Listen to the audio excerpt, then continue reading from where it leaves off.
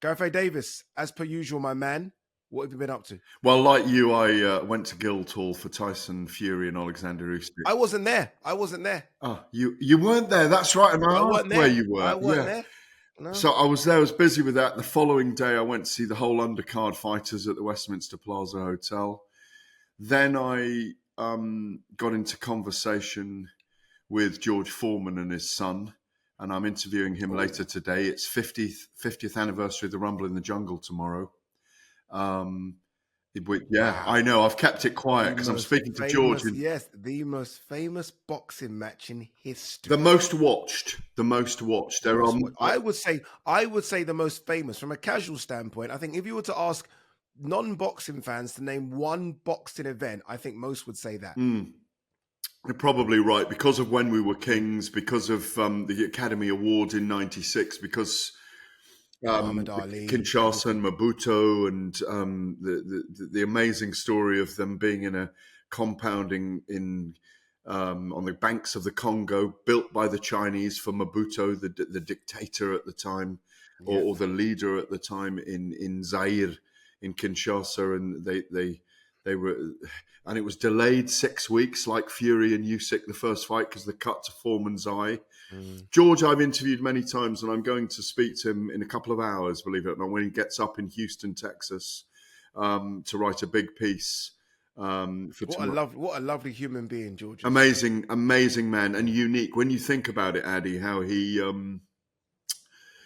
won the world title, lost it to Ali and won it 20 years later, and even retired for 10 years. When you hear Tyson Fury talk about things like that, it's quite extraordinary what he achieved. He's unique in having done that. No one's retired for 10 years and come back and won the world heavyweight title or the world title. He is unique. He learnt from Muhammad Ali. I don't know if you know this, but George, I've been interviewing him for many years, and I've interviewed him many times. His screensaver at home in his office is Ali standing over him in Kinshasa when he knocked him down and out in the eighth round. He said, just a reminder that you can be put on your backside at any time at all. He's a preacher, of course. He's got his own church. He raises money for that. He's got 5 sons called George. He's an extraordinary man. And I've been speaking to George Jr. and him over the last week to organise this interview today on the 29th to write the piece for the 30th of October, which is the 50th anniversary. I'm swimming. When you think of sort of boxers in the aftermath of their careers and how fighters struggle mentally, emotionally, financially as well. When you look at George and you think of the success story he is. I mean, the Foreman grill. Yeah. I mean, everyone had a Foreman grill in their house, didn't they? Yeah. Everyone. Yeah. And, that's George as well. And you're right, him being a preacher and just the nice things he says about boxers. Sometimes you can get bogged down in boxers really digging out boxers, let alone fans doing it. And George always says nice things about people. He always looks at the positive, Eddie. He looks for the positive. 100%. He's a very, very positive person. He's got a lot of joy in him. He's got, I think he's 75 now. He's got a lot of joy and a lot of spirit in him. And I think that comes out. I mean, the last time I spoke to him in depth was when that movie about his life came out last year, when loads of new things came out about him. As you said, the grill is very famous. And he said that the next thing he'd like to invent is shoes that make old people walk. He's such a brilliant guy. And so that's going on later. I swam a half a mile every day.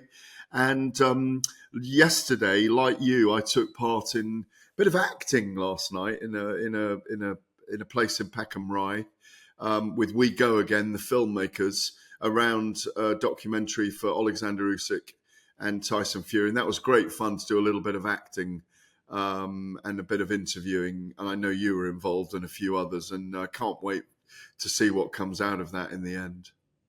Yeah. How about you? I did quite a lot of what you did, apart from obviously George Foreman, which I still think is incredible, by the way, that you do these things and have those conversations with these type of fighters that are just historical. Very quickly on George, do you think he's underrated? No, I don't think he is. I think he's one of the greatest of all time. And I think where you can rate him, he's probably, we talk about Deontay Wilder being one of the biggest punchers in the heavyweight division based on his record. George Foreman is arguably the biggest puncher of all time. And that's what allowed him to win the world title back at 46 against Michael Moorer when he was, whenever it was, I can't remember the date now. Is it 93 or something, 95? Incredibly, 20 years after he'd lost to Ali. I think he is one of the all-time greats. I think he's in the top 5 heavyweights of all time for that alone. And when you think that he knocked Frazier down 6 times in 2 rounds, he beat Ken Norton up. And both of these guys, Ken Norton had broken Ali's jaw. Frazier had beaten Ali in the fight of the century at Madison Square Garden. George, as I say, I think he's recalled as one of the greatest punchers of all time. They're probably the biggest puncher. And I think that's what got him through. But for me, he's a great, great, great figure in our sport. And as you say, the Rumble in the Jungle, Kinshasa, 1974, October the 30th, is one of the greatest and most watched fights ever.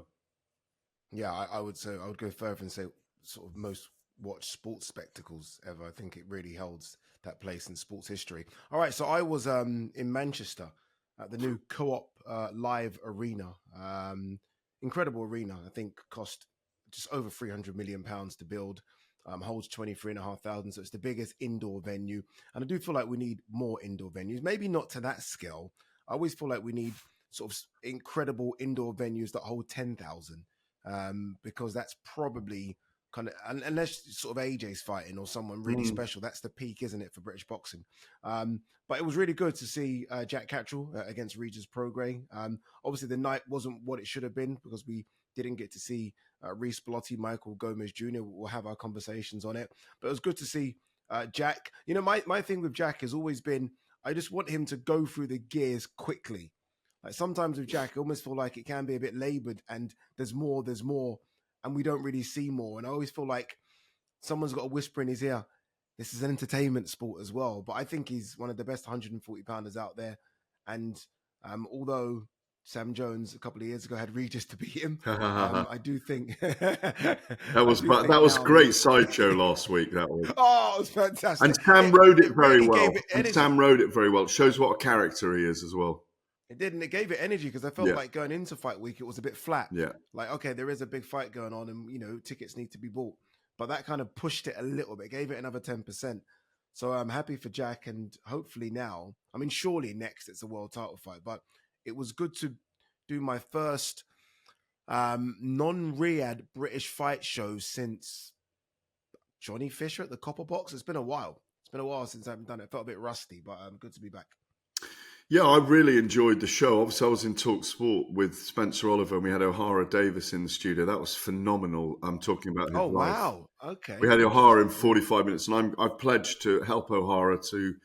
I mean, what an extraordinary life that he's had. I mean, really down in the dumps when he's growing up, gangs, really around very, very rough stuff, having to literally steal to survive. And O'Hara is a beautiful human being now. And I'm going to try and help him get out there and speak to kids more and find a role for him in society, because I think he's a great human being. I really do. And he's gone through so much, and he's got so much to teach all of us. That was fun having him in, but we were watching the event. I had, just to this is kind of unbelievable, I had Jack Catterall winning 114, 112. We'll get into it. But after 7 rounds, I'd Regis 5 points ahead, believe it or not. No. Oh, what? How many? 5 points ahead. Okay. And then Jack was 7-2. So I scored it 114, 112 in the end, because he had a 10-7 round and he won all the other rounds coming. And I'll grab my scorecard in a minute. It's over there on my desk. But Jack, what you said about Jack is very interesting just now, because I think he's got world-class elite level patience when he fights. And he knows what he's doing. I thought it was a phenomenal. I didn't watch it in detail while I was presenting in the studio, even though we were reporting on it. When I got home, I used the hour when the clocks got back to spend watching the event. And your rows on, not your row, but the Reece Belotti row on stage. I know we'll get into all of this. The Catterall Prograis fight. Watched it in detail, the whole fight again. And also the fight with young Campbell Hatton. I thought it was fascinating. I know we'll get into it in a minute in a different section, but it's oh no, we're going to do it now, aren't we? We're going to. Yeah. For me, I think he is clearly one of the best 10-stone fighters in the world. I think he'd struggle a little bit with Teofimo Lopez. That's a very close fight. I don't think there's a lot of punches thrown and landed in that fight. Devin Haney's hand speed might give him problems, and I think Devin Haney will wait for Ryan Garcia. But either Liam Paro or Richardson Hitchens, who I say now has got two surnames rather than a Christian name and a family name, because Richardson Hitchens is so hard to remember. It's like two surnames, isn't it? The winner of that, I think he'll face, and that's a pick'em for me. But he clearly belongs in elite class because Catterall has a great shell, brilliant defensively. His footwork's amazing, Addy. He's very, very patient, and he's a patient championship round fighter with a great corner in Jamie Moore, who never overstretch him. They know him. He's a very, very difficult man to fight. And when you think he really beat Josh Taylor in that undisputed fight, you look at where he is and what he's done. He's almost undefeated in many people's eyes. Agreed. And I said on the post-fight wrap, we had Jamie Moore on the stage with Andy Lee and Tony Bellew, and everyone was talking about sort of what Jack's good at. And I said to Tony, look, surely his best attribute is his patience. He doesn't rush in. He knows you're hurt, and most people go for the kill, and that's when he can be caught, right? He seems to just have this really, I don't know, brain that just sees things in slow motion. It's hard to explain, but I think, look, I agree with you as well about the other two guys that I think are just above him in Teofimo Lopez and Devin Haney. I think Teo is, and I think we've seen this with Teo, when the going gets tough, he wins those fights. Josh Taylor, Vasily Lomachenko, and Devin, that the Ryan Garcia defeat's a massive asterisk because of Ryan and the performance enhancing drugs and the weight on the fight. So I think those are number 1 and 2. Then after that, I mean, Jack, I think, can go in there with any of the guys after that and be. He can be competitive with those two, but I just have those as 1 and 2, and I have Jack now with the likes of Paro and Valenzuela. The problem with Devin Haney is you've got to put it on him, and that's what's been shown. He doesn't like, and that's what I don't think Jack will. And Jack doesn't have that style of fighting. Teo Lopez can be a very patient fight. Lopez, again, that's a very, very close fight. But the Devin Haney one, Haney's movement and speed might just out-trick him for 8 of the 12 rounds. And whereas Jack might have to change his style and go after Haney a little bit more, in my view. Yeah. But it was a terrific fight to watch, very absorbing. Because I had some casual fans saying to me, Why were you excited by the first half of the fight? I said, because it's two southpaws, both tricky, both clever, working each other out, both at elite level. It was a fascinating dance. And then you could see the aging of Regis Prograis, who retired afterwards, and I understand is not going to retire now. He retired basically in the ring, saying, that's it, I'm going to do bare knuckle, which isn't really a retirement, it's more violence. But then, you know about that, that's your sport as well. Well, I've just signed a 10-event deal with them, actually. I'm going there you go. We'll talk about that right at the end. BYB Extreme. Well done. But then he's now said he won't retire. So I'm not quite sure. They're fighters. He probably has watched it back, and if say he goes by your scorecard of 114, 112, and we've just waxed lyrical about Jack, he's probably thinking, well, 1 second, I'm not that far off it. I'm not that far off the very, very elite. So I don't know. Maybe he'll look back and think there were moments in that fight where he had good opportunities and he's just in there away from home against a very good fighter. And he had an injury at the end. Clearly he'd hurt his front leg or his ankle. So, he's had better days. He's also had the shutout defeat to Devin Haney. So listen, I think he probably will go and fight bare knuckle eventually, but he's probably got one more boxing match in him. By the way, I want to get you to bare knuckle because I know you're not fully convinced yet, and I want you to come along to an event with me. Would you do that? Yeah, 100%. I mean, I am very much now, though, a VIP type man. So if you can get me front row seats, hopefully a glass of something strong. You can sit with me at the edge of the Trigon, and I'll pull you in to do some guest commentary even, and we will slug some tequila while we do it. See, no, there, you're a man that can convince me. Well done. You know exactly how to get to my heart. I will do Or it a most whiskey? definitely, or a whiskey because you know A that's my Woodruff? choice of drink. Woodford. Woodford. Woodford, there you go, Woodford. Very quickly on young Campbell Hatton. Obviously, look, it was a rematch of the fight he lost back in March against Jimmy Flint. Then it was for the Central Area Super Lightweight title, no belts on the line. Campbell Hatton changed trainers. He's linked up with Ben Davison and that team.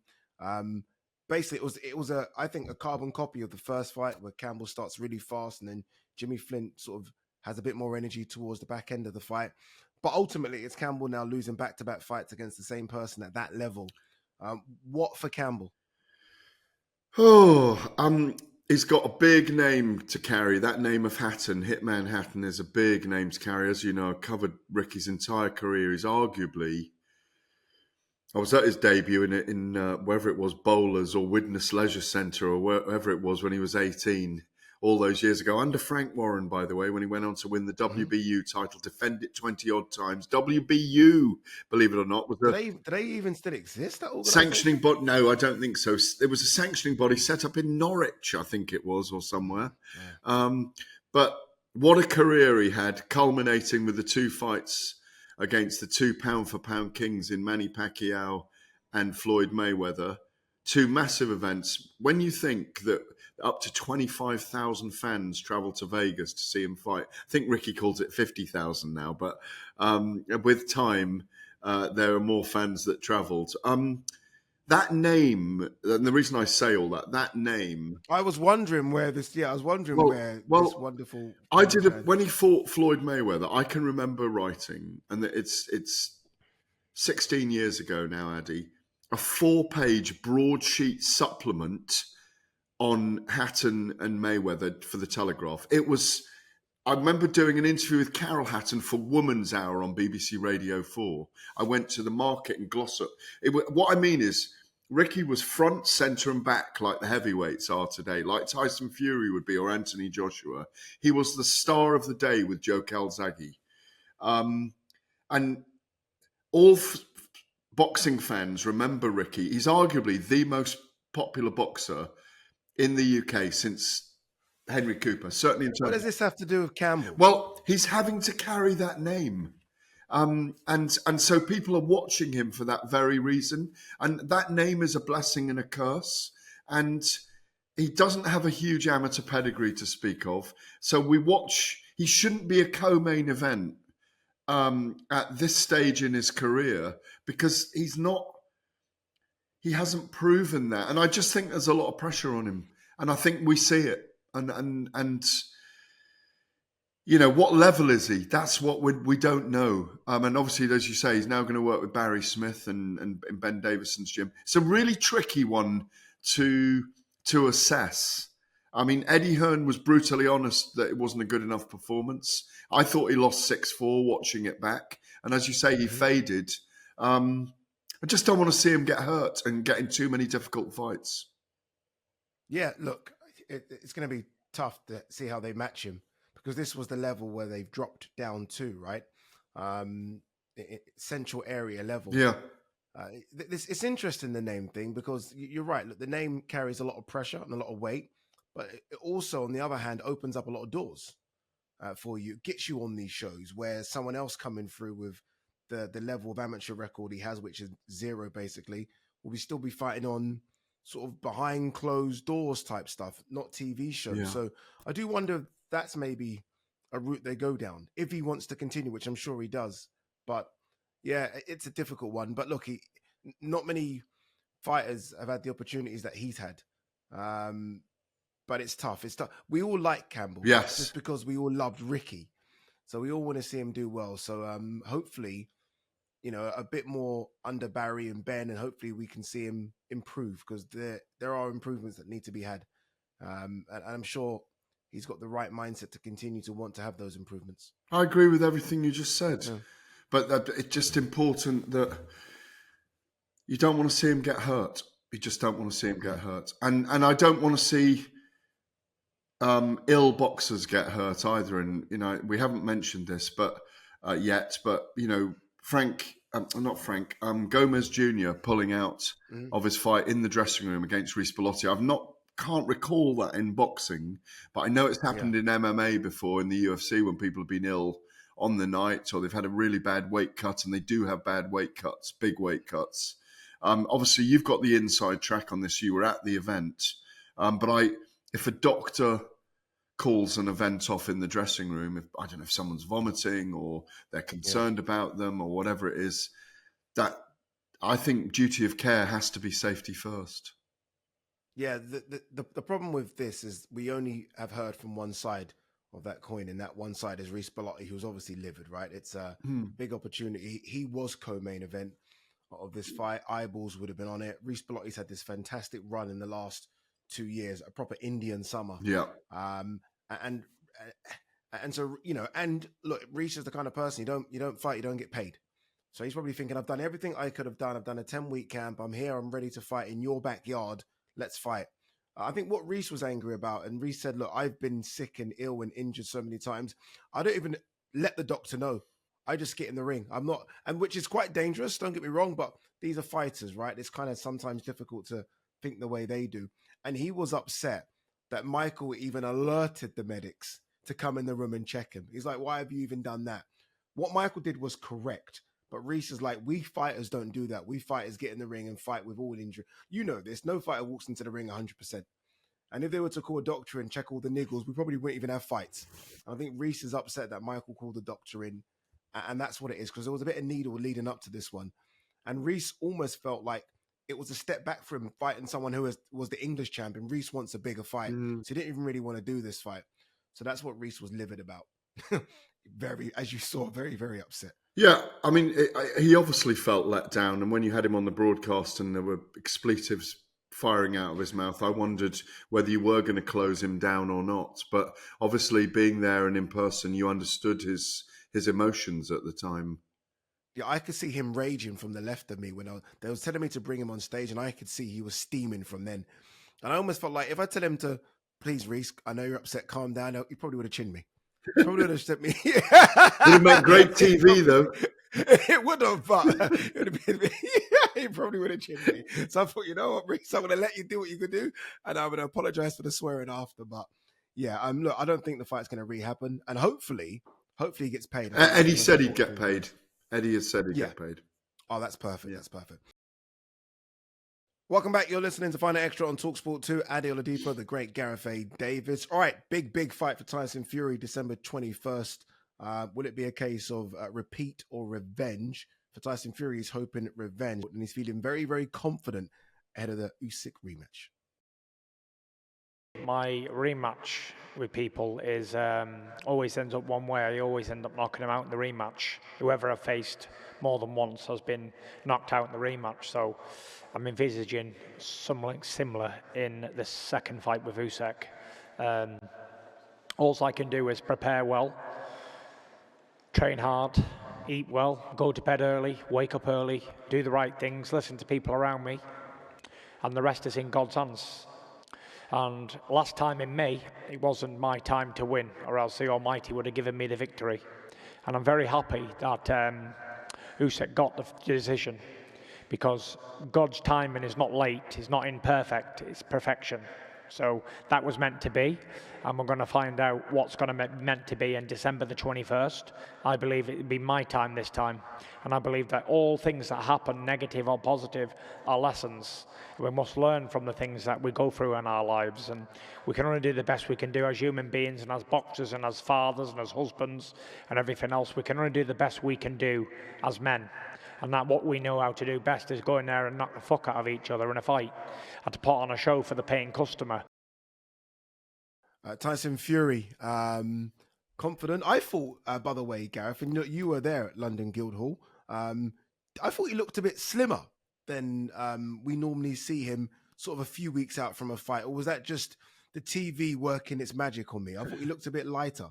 I think he told me he's 20 stone.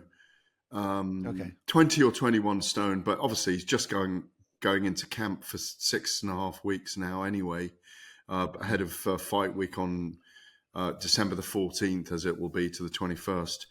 I was very fortunate on the day. I had a big sit down with him with the Nationals. Then I had a step-in interview with Box Nation TV. Then I had a bit of time with him, around him, a little photo shoot, and with a chat to Shane and Huey. I had a lot of time with the Fury firm, if you like. But big chat to Spencer Brown, his manager, and a lot of people behind the scenes. He's in a really good frame of mind. And when you think, I think he's dealt very well with the defeat. I don't think that there are signs of huge grieving around it. There may be reasons for that, and we can go into it in a minute. But I think he's watched the fight back. I remember writing this after the event. A rematch was definitely on the cards because there's a lot he can take from the first 7 rounds, an awful lot, Agreed. And from the last 2 rounds, by the way. But in the middle, 8, 9, and 10 were difficult rounds for him. Probably the hardest rounds he's had since the first fight with Deontay Wilder. There's a lot there. I thought that both men were very respectful. I think the mind games have gone out the window now. And obviously, Oleksandr Usyk was playing his own mind games, Addy, with the hitman stance and the staging. That was fantastic. We didn't hear much from Usyk, but we didn't really need to hear much from them because this is now not about undisputed anymore. It's about the championship of each other in the second fight. And it comes down to a boxing match now, and it's not about mind games anymore.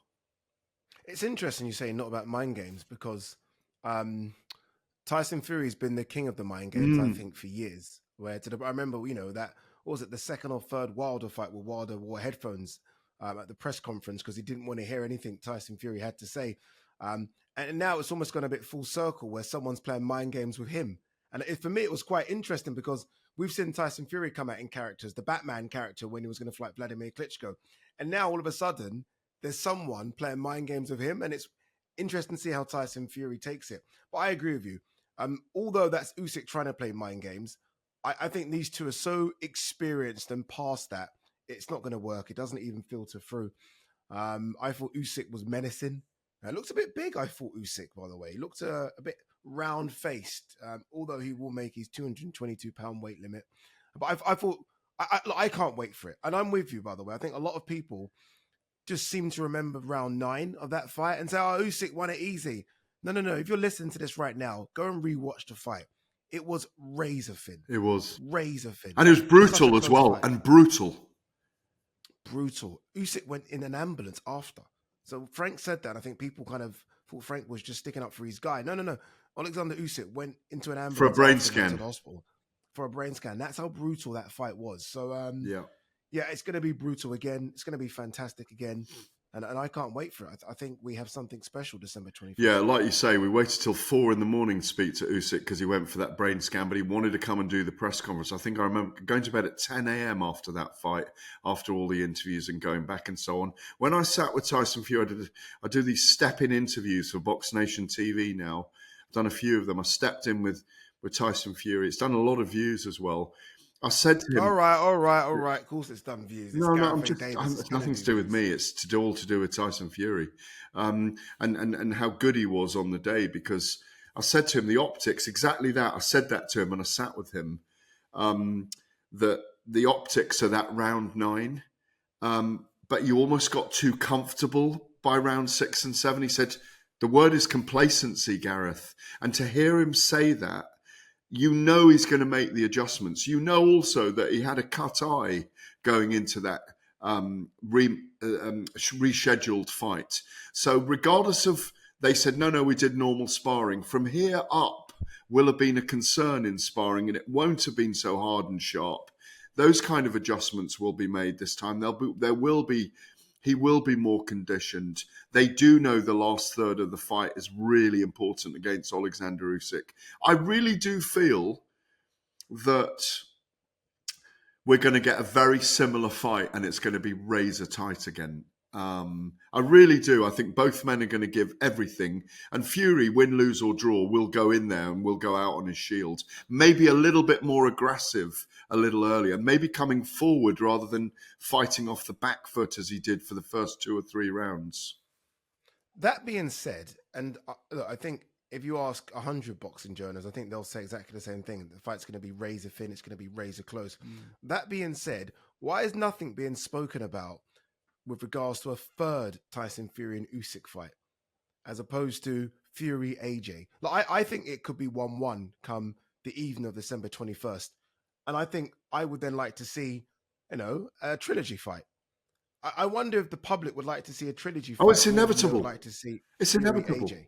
No, I mean next. It's inevitable that they have a trilogy fight, because if Tyson... No, it's inevitable if Fury wins. If Usyk wins too, there's not going to be a third. No, I agree. But you think you want one regardless of the outcome?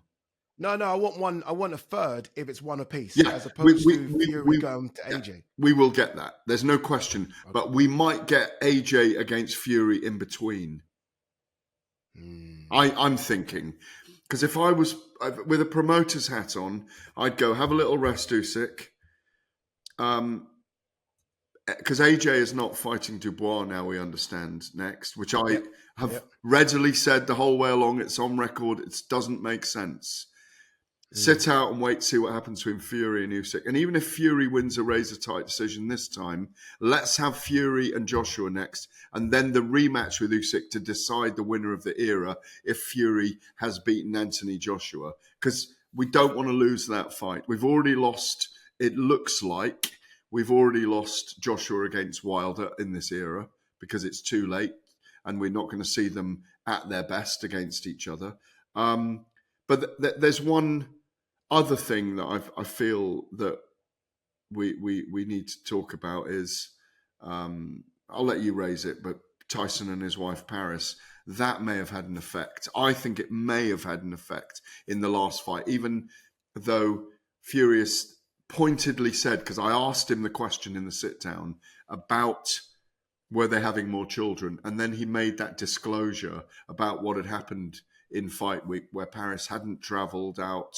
They had lost a child very late in the pregnancy. And that's where he really showed himself to be human. And it wasn't about him. And he pointedly said what was difficult looking back on it, because he didn't actually know, because Paris kept it from him that she was losing the child, was he felt sorry that as a father and a husband, he wasn't there. And I think that really speaks volumes about him, because he's such a family man. Outside being the alter ego of the Gypsy King, he's a family guy. He's just a family guy. I love that. No. And look, with regards to whether or not it had an impact on the fight, I mean, in this sort of high level chess, it's all about small margins, and there's no way sort of your wife having a miscarriage wouldn't affect you mentally going into something as big as this. But he didn't know about it, Addy, because she kept it from him. But he would have had a doubt in his mind as he said, why is Paris not coming? Because her blood pressure's so high. I hope she's okay. He didn't know about the child, said she kept it from him, which is extraordinary. It is. And he was at pains to point out that when he steps into the ring, he's just so single-minded. And he wants to make this clear in our chat. He's so single-minded when he fights. Nothing else is in his head. And I do believe that as well. But you may be right with your psychology on it. You may be right.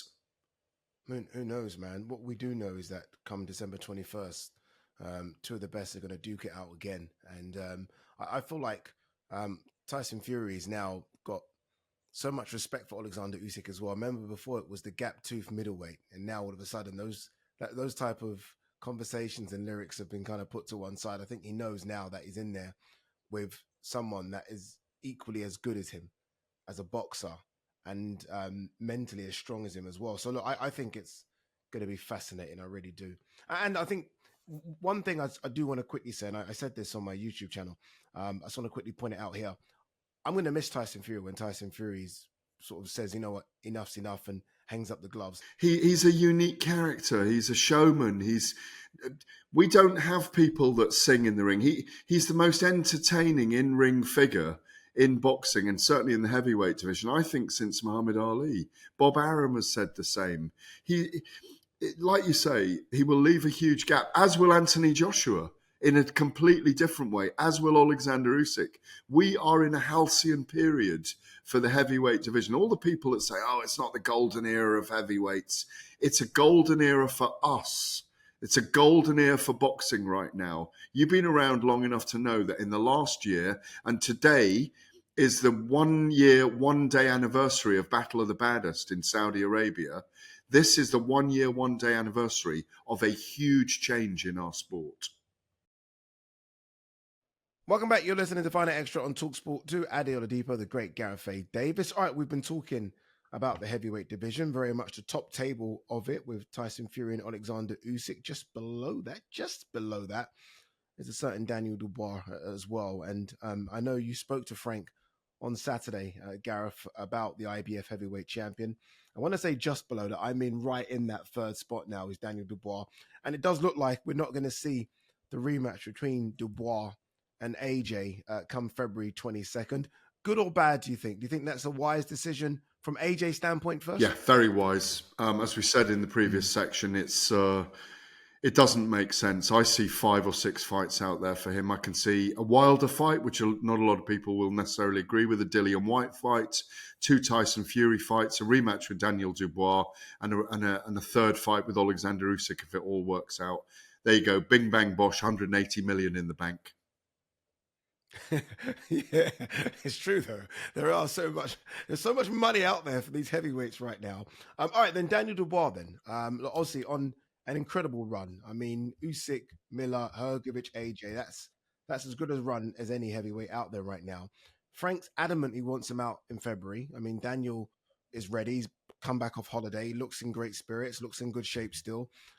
Who for Daniel Dubois then? Like, who's the obvious February 22nd? I don't know if they're going to do this, Ade Oladipo, the great Ade Oladipo, but I think it's Joseph Parker. Deserves a world title shot. IBF. Very, very interesting stylistic fight. But I would easily see Dubois against Zhang, Wardley, Sanchez, Jalalov. But I think the man with the golden goblet really right now should be Joseph Parker. Yeah, I think he's fully deserving of that, just because he's beaten Wilder when we were still quite not sure about how good Wilder was, after that Hellenius win, and then he beat Zhang. I mean, you can't be more deserving of a world title crack. And he's almost like an adopted Brit now as well, right? I mean, he'll sell out a nice arena here alongside Daniel Dubois. I think he's fully deserving of it as well. One guy now that's really sort of just, I mean, his name's on the tip of everyone right now is Fabio Wardley. It was a incredible performance against Fraser Clark, and it's good to see that Fraser is okay. I know you saw him at the airport. He's recently released a video. Obviously, look, you can still see the swelling, and the talking is slightly slurred because of obviously having jaw surgery, but he's okay. That's good. Fabio Wardley now, by many people's reckoning, is a top 10 heavyweight. I don't know if he's that yet, but he's on the cusp of that. I mean, Frank's got the heavyweight division on lock, it seems. I think he's got 8 out of the top 10, 7 out of the top 10. And the final thing I'd say, by the way, about Dubois and Parker, who I think are the 3 and 4 in the world right now, is that they are the most resurgent heavyweights in the division.